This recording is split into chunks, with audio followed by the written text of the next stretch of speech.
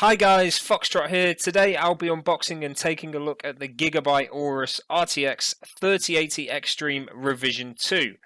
I hope you enjoy this video. Be sure to let me know in the comments what you think and don't forget to hit subscribe.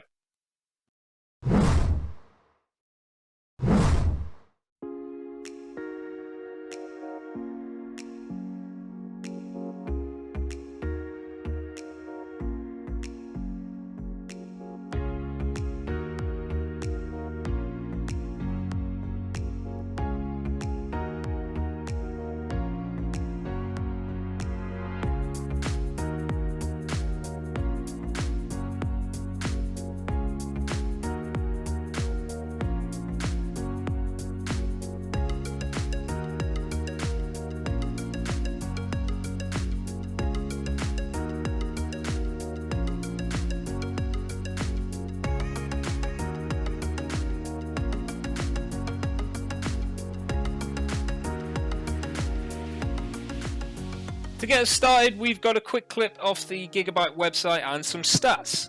Some of this 3080's features include the 2nd gen ray tracing cores along with 3rd gen tensor cores. It's of course integrated with 10GB GDDR6 memory. It uses Gigabyte's max covered cooling along with the LCD edge view, which we'll look at later in detail.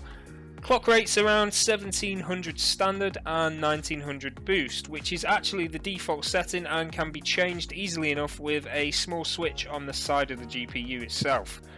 6 video outputs to choose from, 3 HDMI and 3 DisplayPort.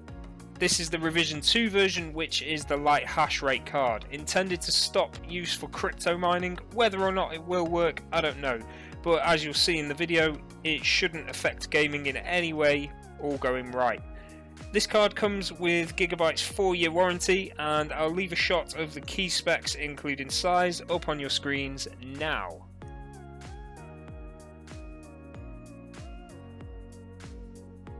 Looking at the box on the front, we have the standard Aorus graphics and a couple of stats on the bottom left. On the side is a few more stats, but more importantly is the small sticker showing the light hash rate bottom right. This is the only eluding mark to this being a light hash rate card, so if you are a crypto miner, you might want to check this on the box before buying. The backside has more nice graphics along with info about the cooling system, RGB fusion software, LCD edge view, and the little robot / bird person you get inside. Feel free to pause the video if you want to read this info. Okay, so the usual little slice and we're in.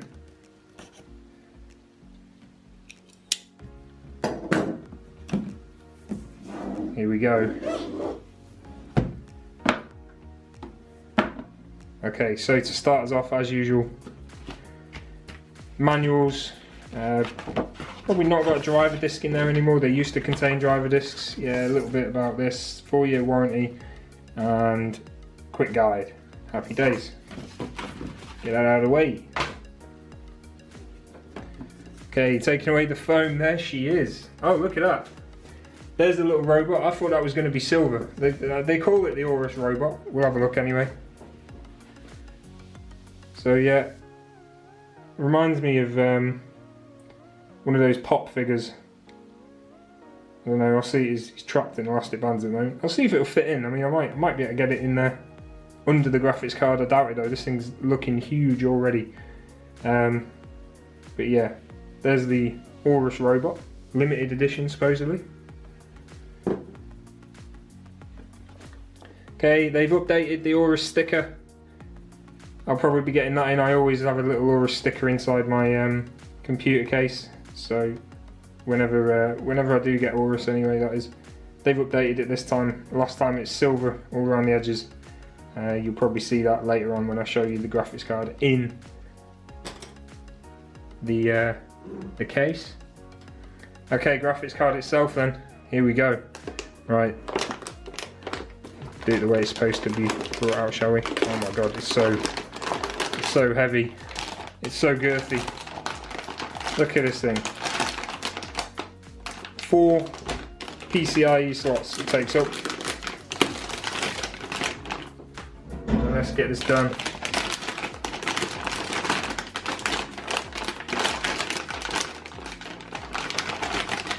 Here we go. Oh wow. Got a mirror there, I best be careful of that. So there's the back plate. Pure steel. Okay, top side on the fans there. You can see they're huge, those fans, absolutely massive.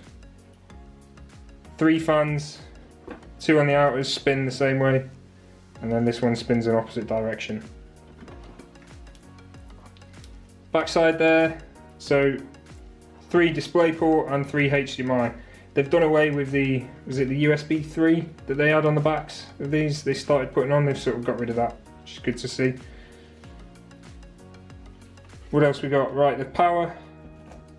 3 PCIe 8 power slots. So make sure you have got a power supply that's going to be able to provide that. Obviously you've got to power everything else as well in your computer. 850 watt is the minimum recommendation. Ensure you have enough cables and enough ports in your power supply to be able to power this thing. Okay, there you can see the LCD edge view. Let's have a, we'll peel this off and have a better look at that. Very shiny, very mirrory. Okay. Now remember, this is extended to have a cooler for the screen so it doesn't overheat, which is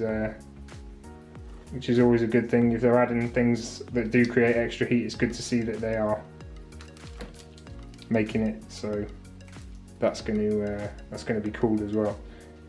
However, it is a very long case, so that is probably the main thing you need to check, is this thing will fit in your case first of all. Those of you with smaller cases, especially if you have a front mounted CPU cooler, the chances are you're not going to fit this thing in, so really think about that before you buy this thing. Is it going to fit your case? It's absolutely huge. You can see the size of it in my hands. Like 4 PCIe slots, 4 of them. That's pretty much all of what's left on my motherboard there. So yeah, it's going to be a squeeze. It's going to be good. Right, that's the unboxing side of things done. Oh, it goes the other way, doesn't it? So obviously, graphics card, robot, or a sticker,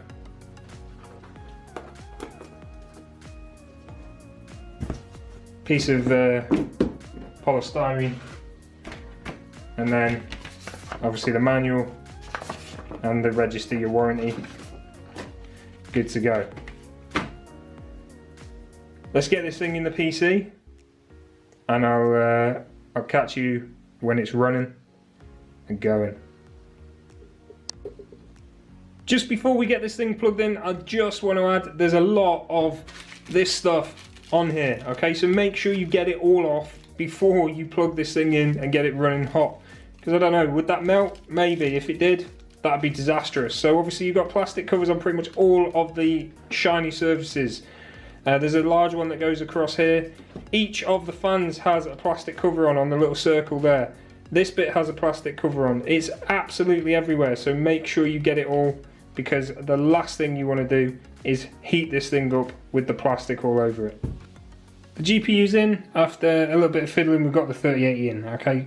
A couple of things to mention. 3 power cables, 1, 2, 3. Make sure you've got those, and make sure you've got the slots on your PSU before you buy this thing. Make sure it is 850 again, I'll just mention that one more time. Okay, the sticker down there, you can see it's actually a metal backplate, which is nice, quite sturdy. It'll be a problem when I get it off. You can see the old one here, I've completely replaced that. I don't know which one I prefer. Orange isn't really my colour scheme, but never mind, we'll put the new one in, it is what it is. The robot isn't going to fit. Okay, I thought it might be designed to go underneath, but of course it's not, it's too big. It might sit on top, but we'll find a place for him, I'm sure. Okay, and also another issue, my GPU sag bracket is not compatible with this GPU. The reason being is because if you have a look at my 2080 Super, You can see the bars across the fans here. That bit of rubber that you can see just above the Z, that used to sit on those bars to keep the GPU up. That is no longer the case because there's no bars on the bottom of this, so this thing will not work. Okay, it would just be sat on the fans if I put it in there. So can't use that. So I don't know if it's going to sag or not yet. We'll see when we get it upright and get it started. But that's the next step. So I'll see you there. Here you can see the two bits of software then you're going to use to control the GPU.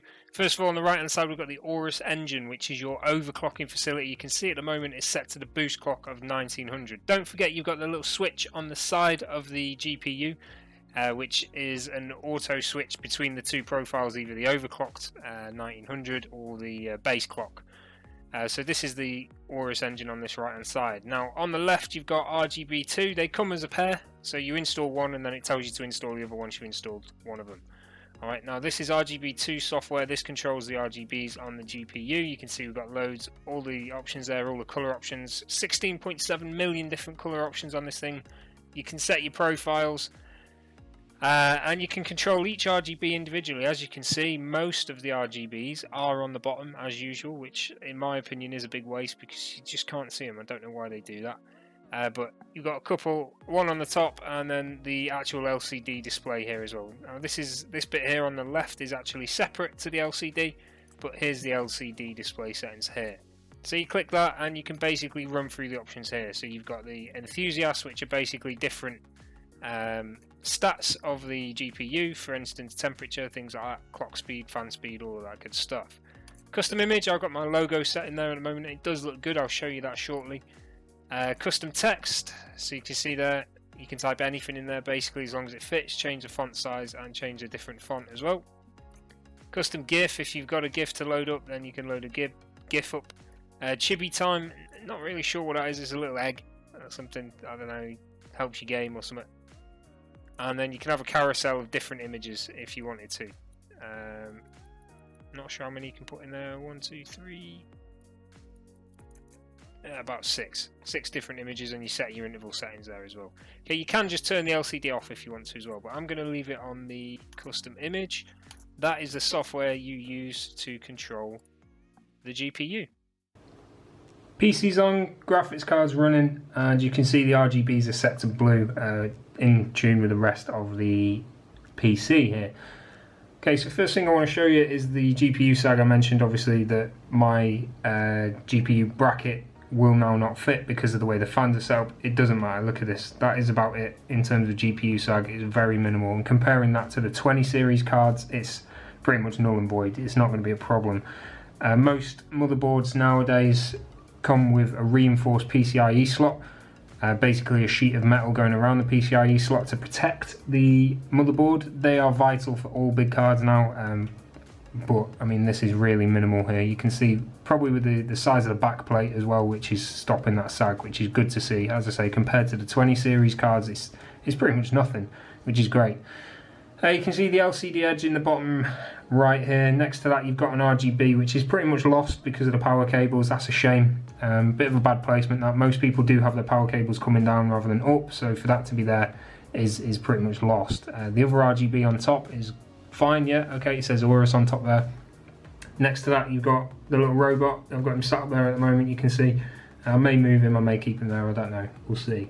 Underneath, more RGBs as well by the fans. Again, for me, RGBs underneath, not really my thing. I get it, some people do mount their graphics cards upright, but most people mount their graphics cards like this. So those RGBs are only lost. Yeah, there's a little glow at the bottom, but it's pretty much minimal effects from that. It would have been nice to see the writing here RGB'd, but never mind. It's something that I can live with, certainly with the power from this card. Okay, so I'll show you the LCD edge options at the moment. Right now it's on carousel, which is running through 6 different images, but there's only the one that's in there at the moment. So I'll just show you some of the others. We've got chibi time, which again I'm not sure what that is yet. It's like a little egg doing something. Custom GIF, obviously I've not got any GIFs apart from the Aorus one, so that can stay in there. It does look pretty good. And then we've got custom text, so you can see there foxtrot ostrich. Now you can customize the text. You've got different font select, different size, bold, and other options on there as well. custom image, so I've got my logo in there. That's pretty cool. I like that you can put any image in there, which is good. Enthusiast 3, Enthusiast 2 and Enthusiast 1, they're all pretty much the same thing. You're basically just choosing what you want it to show. One thing that I don't think it does have an option of is the actual time. That would be a good one to see, especially if you're gaming. You can lose your time quite easily when you've got the game full screen as you normally would. So it'd be good to see a little time in there, but maybe that could come in the future, who knows. Other than that, that is the graphics card in there. Up next I'm going to show you a little sort of clip from Flight Sim whilst using this graphics card, and what you'll see is on Flight Sim, a very CPU and GPU intensive game, I actually managed to get 85 frames, which is quite unheard of. I've not managed to get anything over around 50 with my 2080, so to have 85 frames at one point is pretty amazing. So look forward to that up next. Okay, what you're looking at now is Microsoft Flight Sim 2020, one of the most GPU and CPU intensive games available right now. Over the City of London here, normally frames are anywhere between 10 to 40 depending on your system, and what you'll see is mine actually goes up to 91 frames per second. Now that is pretty amazing, not 85 like I said before, 91. Previously with my 2080 Super, I'd get a maximum of 45 in this area, so I'm really impressed, and that for me is enough evidence to show that the light hash rate makes absolutely no difference to gaming, and I'm more than happy with this card. So that's about it, guys. I hope you enjoyed this video. If you did so, don't forget to leave a comment, let me know, and hit that subscribe button. What I'm going to do now is I'll leave you with a couple of images from the Gigabyte website. I hope you guys enjoy. Catch you next time.